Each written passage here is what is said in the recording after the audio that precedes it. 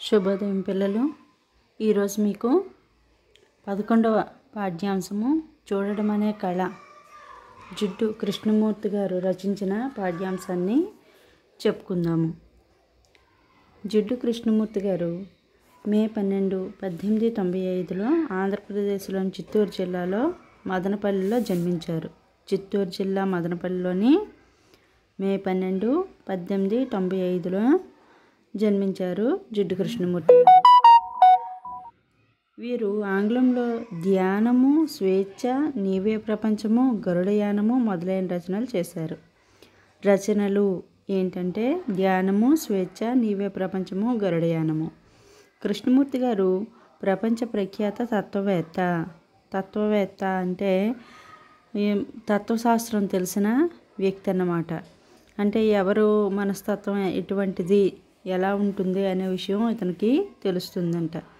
మనిషిలో సమూలమైన పరివర్తన కలగకపోతే ఈ యుద్ధాలు, ఈ హింసాకాండ, ఈ విధ్వంసము ఇట్లాగే కొనసాగుతూ ఉంటాయి.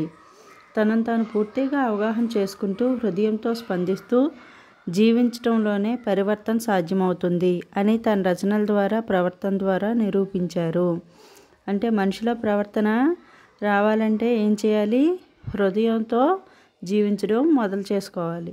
ముందు మనకు మనం అర్థం చేసుకోవాలి, తర్వాత ఇతరుల్ని పూర్తిగా అవగాహన చేసుకోవాలి. అలా చేసినట్లయితే ఈ యుద్ధాలు, హింసాకాండ, విధ్వంసము ఇటువంటివన్నీ ఆగుతాయి అని చెప్పారు మన జిడ్డు కృష్ణమూర్తి గారు. పాఠ్యభాగ ఉద్దేశము ఏంటి అంటే వినడం, మాట్లాడడం, చూడడం, పరిశీలించడం, శ్రద్ధ చూపడం ఇవి జీవన నైపుణ్యాలు అన్నమాట.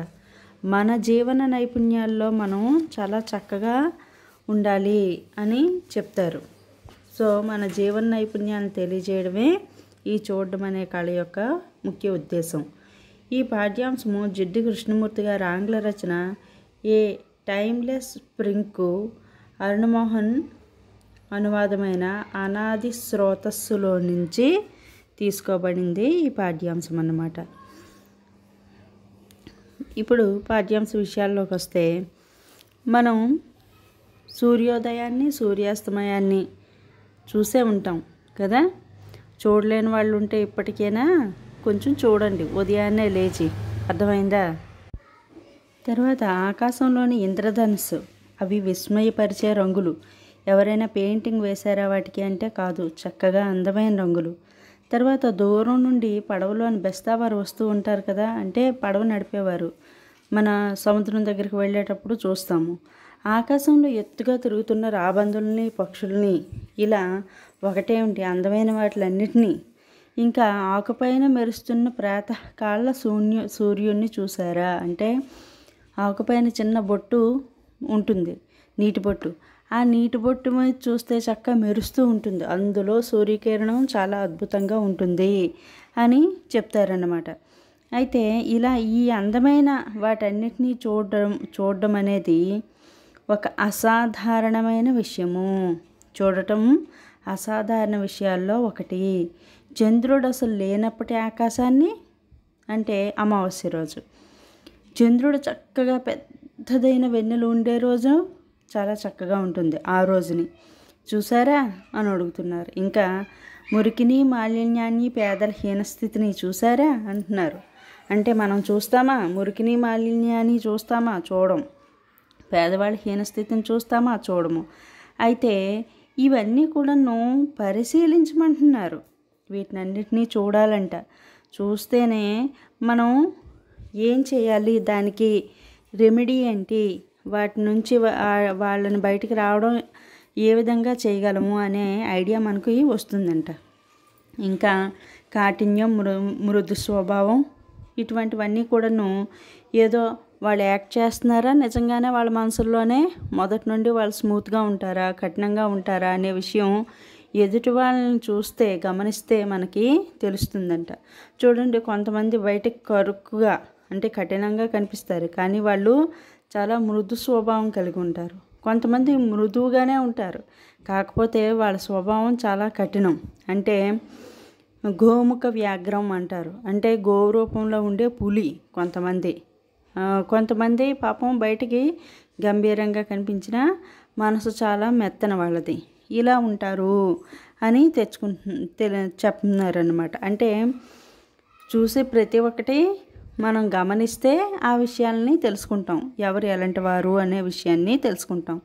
శ్రద్ధ చూపడం అంటే ఏమిటో మీకు తెలుసా అని అడుగుతున్నారు. శ్రద్ధ చూపడం అంటే ఏంటి అంటే మనలో మనం శుభ్రంగా ఉంచుకోవడం, మనకి మనం శుభ్రంగా ఉంచుకోవడం, మన బట్టలను మనం ఉతుక్కోవడం. మనకి ఏదైనా మొక్క నచ్చింది అనుకోండి, ఆ మొక్కని జాగ్రత్తగా నీళ్లు పోసి, గెత్తం వేసి, ఎరువులు వేసి చక్కగా పెంచుకోవడం అన్నమాట. ఇటువంటిది శ్రద్ధ చూపడం.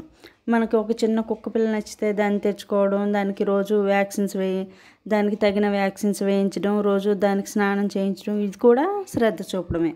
అంటే మనుషుల పట్ల, జంతువుల పట్ల, మొక్కల పట్ల ఇలా ప్రతి దాని పట్ల స్పందన ఉండడం మనకి.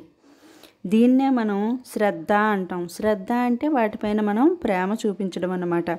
చిన్న చిన్న విషయాల పట్ల శ్రద్ధ చూపించడం ఆరంభమైతే మనం చక్కగాను పెద్దవాటి పట్ల తర్వాత కాలంలో స్పందన చూపించగలము అంటున్నారు ఇక్కడ. తర్వాత మన చుట్టూ ఉన్న పక్షుల్ని, చెట్లను, పేదవారిని, మురికి రోడ్లను, ఆశ్రయం లేని ఆవులను, ఆకలితో ఉన్న కుక్కలను ఇలా ప్రతి ఒక్కటి కూడా పరిశీలించకపోతే అంట మనం ప్రజ్ఞావంతులం కాని వారమి అని చెప్తారు. ప్రజ్ఞావంతం అంటే వివేకం లేని వాళ్ళం మనం. ఇంకా అవన్నీ చూసి వాటికి సరైన అంటే అర్థం చేసుకోవడం కావాలి. ప్రతిదానికి ఒక సొల్యూషన్ మనమేం ఇచ్చేలేము, మనమేం పెద్ద నాయకులం కాదు. కాకపోతే దానికి సొల్యూషన్ ఏంటో ఒకటి ఉంటుంది కదా అని ఆలోచించుకోగలగాలి మనకు మనం అని చెప్తున్నారనమాట. అయితే వీటన్నిటినీ మనం ఏదైతే చెప్పుకున్నామో, చెట్లను, జంతువులని, మురికిని, పేదవారిని మనం పరిశీలించకపోతే హృదయంలో ప్రేమ లేని వారిగా ఉన్నాము అని అర్థమట. మనకి హృదయంలో ప్రేమ లేదు అని అర్థమైపోతుందంట. మనం ఎంతసేపు మన డబ్బు కోసం, మన హోదా కోసం,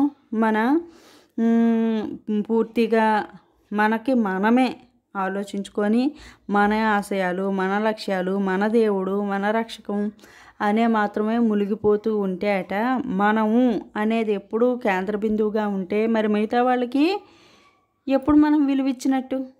వాళ్ళ అంతరంగంలో ఏముందో మనకి ఎప్పుడు తెలుస్తుంది? కాబట్టి ఎదుటి వాళ్ళను ఎలా చూడాలో, ఎలా మాట్లాడాలో మనకి తెలియకపోతే మనకి మనం లేనట్టే లెక్క. కాబట్టి ఎదుటి వాళ్ళను కూడా మనం లెక్కలోనికి తెచ్చుకొని వాళ్ళను కూడా మన పరిధిలోనికి తెచ్చుకోవాలి. ఎంతసేపు మన పరిధిలో మనమే నివసించడం కాదు, ఎదుటి వాళ్ళ గురించి కూడా ఆలోచించండి, చూడండి అని చెప్తున్నారనమాట. అందుకనే మనం పరిశీలించాలట. ప్రతి ఒక్కటి మనం పరిశీలించాలట. కేవలం పరిశీలన. దేనిని విమర్శించవద్దు.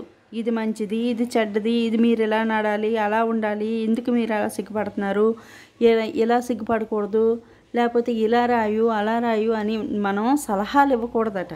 సలహాలు ఇవ్వకుండా కేవలం పరిశీలించాలి. పరిశీలిస్తే చిన్నవాళ్ళతో పెద్దవాళ్ళు ఎలా మాట్లాడుతున్నారు, మీ ఉపాధ్యాయులు మీతో ఎలా మాట్లాడుతున్నారు, ఇటువంటి విషయాలన్నీ కేవలం పరిశీలించాలి సుమా అని చెప్తున్నారనమాట. ఊరకనే గమనించడం అసాధారణమైన విషయం. మనకి మనం కేంద్రస్థానంగా అనుకున్న రోజు వాళ్ళ అంతరంగంలో అంటే ఏదైతే మనకు మనం ముఖ్యమో అనుకుంటామో వాళ్ళ అంతరంగంలో ఏమీ ఉండదట. కేవలం ఎలా చూడాలో వాళ్ళకి తెలీదు అని చెప్తున్నారనమాట. అందుకనే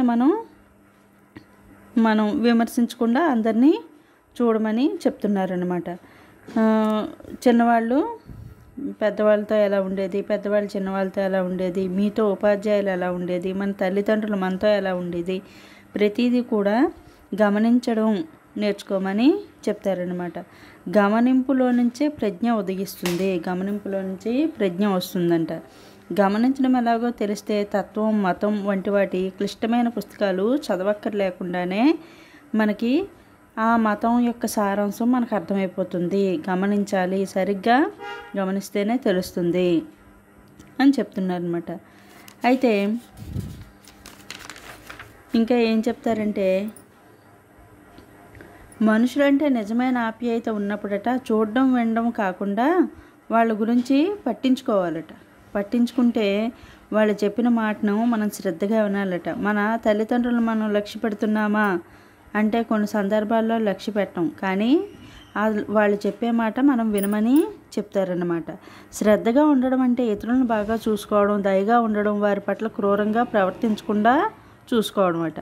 ఇవన్నీ సరిగా చేయలేకపోతే అట మనం పరిశీలించకపోయినా ఎవరి పట్ల మీకు లక్ష్యం లేదన్నమాట. అంటే వాళ్ళు చెప్పే మాటను మనం పట్టించుకోవడం లేదు, వాళ్ళు అంటే మనకి గౌరవం లేనట్టు లెక్కట. అందుకే ప్రతిదాన్ని మనం పట్టించుకోవాలి అని చెప్తారనమాట.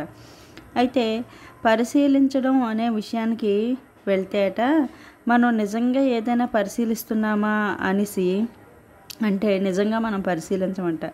ఏదైనా ప్రమాదం జరిగితే అక్కడ మనం చూసిన దానికన్నా మనం వర్ణించినదే ఎక్కువ అన్నమాట.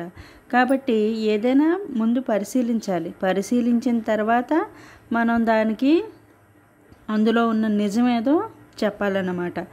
కాబట్టి ఇలాగా ప్రయోగాత్మకంగా మనం ఎంతో కొంత నిజాన్ని అబద్ధాన్ని నిజంగా చేస్తూ ఉంటాం. కాబట్టి పూర్తిగా పరిశీలించాలి అంటాం.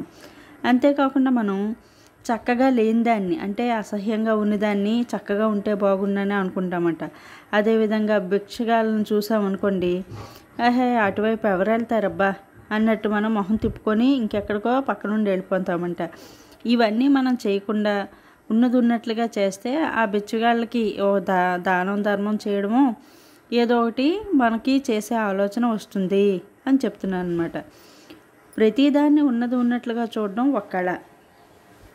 లెక్కలు, చరిత్ర, భౌగోళిక శాస్త్రం నేర్చుకోవడం ఎంత కష్టమో ఉన్న వాటిని ఉన్నట్లుగా చూడడం అంతే కష్టమట.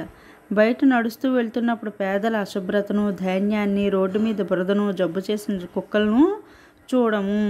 అలా కానీ చూస్తే కనుకంట మనం ఏదో ఒకటి చేయకుండా ఉండమంట.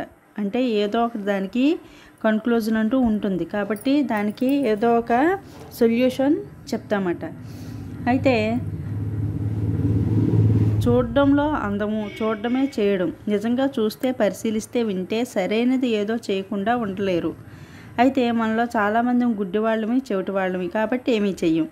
అంటే మనం చూసి చూడలేనట్టు, విని వినలేనట్టు వెళ్ళిపోతూ ఉంటామన్నమాట. మన ఊహకు ప్రకారమే, మన ఊహ మంచి ఆలోచనల మధ్య సాగుతుంది. కాబట్టి అటువైపే మనం వెళ్తాము. కాబట్టి ఏం చేయాలట, చూడడం వినడం ఆరంభించి ఉంటే ఆ చూడడం నుండే, ఆ వినడం నుండే తగిన చర్య జరుగుతుంది. తగిన మంచి పని ఆ చూడడంలోంచి, వినడంలో నుంచే పుడుతుందట. అయితే కొన్ని మాసాల క్రిందట ఎవరు, జిడ్డు కృష్ణమూర్తి గారు స్విట్జర్లాండ్లో ఉండేటప్పుడట, ఇతను స్విట్జర్లాండ్ రోడ్ల మీద వెళ్తూ ఉన్నారట. ముందు కారులోని, ముందునేమో సైకిల్ మీద ఒక అమ్మాయి వెళ్తూ ఉందట. ఆ అమ్మాయి వెళ్తూ ఒక దగ్గరికి వచ్చేసరికి నెమ్మదిగా వెళ్ళి ఆ సైకిల్ నాపి అక్కడే ఉన్న ఒక కాగితాన్ని తీసి చెత్తకుండీలో వేసి మళ్ళీ ఆ సైకిల్ ఎక్కి వెళ్ళిపోయిందంట. దీన్ని బట్టి మనకి ఏమర్థమైంది అనేసి అంటే, ఆ పాపకి ఎవరైనా అలా చేయమని చెప్పారా అంటే చెప్పలేదు. రోడ్లను శుభ్రంగా ఉంచాలన్న భావనలో రోడ్డు మీద ఉన్న కాగితం ముక్కను చూసి దాన్ని ఎత్తివేసి ఆ ప్రాంతాన్ని అందంగా ఉంచాలి అనేది ఆవిడ స్వాభావికంగా వస్తున్న గుణం. అంటే మనసులో ఉన్న మంచి మాట అన్నమాట. కాబట్టి ఆవిడ ఏమనుకుంది, అందుకే ఆ అమ్మాయి చక్కగా తీసి పడేసింది. కనుక మనం పరిశీలిస్తే, వింటే కనుక ఏదైనా చక్కగా చేయగలము అని చెప్తున్నాను అనమాట. అంటే చక్కగా సరైన చూడడం, వినడం వంటివి మనం అలవాటు చేసుకోవాలి అని చెప్తున్నారు. ధన్యవాదాలు పిల్లలు.